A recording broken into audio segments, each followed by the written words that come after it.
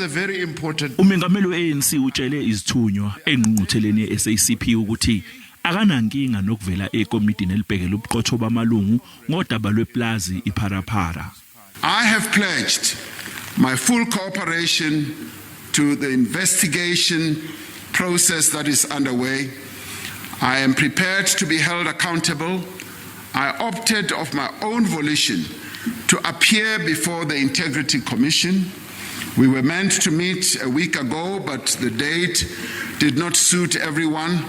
We will finalize another date in days that come, and I will go before the Integrity Commission. Umengameli weqembu elibusayo uthi lolu daba lweplazi iPhalaphala ngeke inhlobo luze limdikibalise. I will not allow these allegations to deter me from what needs to be done to rebuild our economy. Uyincome uphaphele gwalagwala i-SACP ngokuphumela obala ilwe nenkohlakalo kuqhwagwa amandla ombuso. SACP must be commended for its resolute opposition to corruption, for speaking out against state capture when many within our ranks were silent, and for remaining vigilant against any efforts to steal the resources that rightly belong to the people of South Africa. Umengameli Ramaphosa uthi abantu bakulelizwe babhekene nengqinamba okumele ixazululwe kusetshenziswana nayo i-SACP. Our people are suffering from persistent load shedding, which not only causes great inconvenience to households, to the lives of individual South Africans, and to businesses, and to various institutions of learning and otherwise. Evala lengqungquthela umengameli we-ANC ukubalulile ukuthi uhulumeni umandla ekuzeni namaso okuphuma kulezi inkinga izolibhekene nazo, kodwa amanye lawo masu awasebenzi wakugcizelela ukuthi uhulumeni kumele aqhubeke nokusungula amathuba emisebenzi kulelizwe. Umengameli uRamaphosa utshele izithunywa zengqungquthela ukuthi kungamanga lihlaza cwe ukuthi uhulumeni ufuna ukudayisa izinkampani engamabhizinisi ombuso. Ube sephakamisa udaba lwembizo yamandla lapho kuzobhungwa khona ngokusimamisa umnotho wezwe.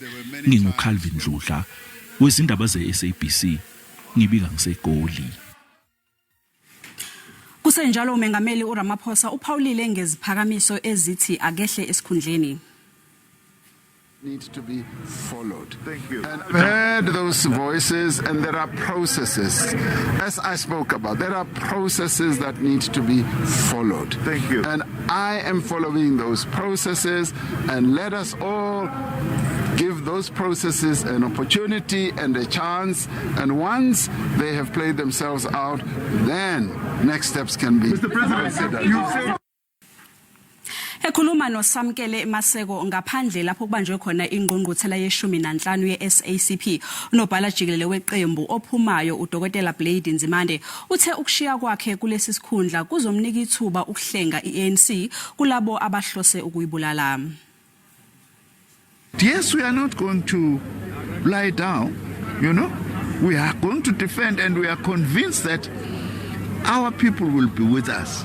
And also we'll do it better if also as a movement we also admit to our own weaknesses, as the President was saying, and the need for renewal. And renewal must not just narrowly be an organizational process. We need to take our people together with what the ANC is doing, because one of the things we have to do is to bridge the gap between the movement and our people. So this message by the President was very clear.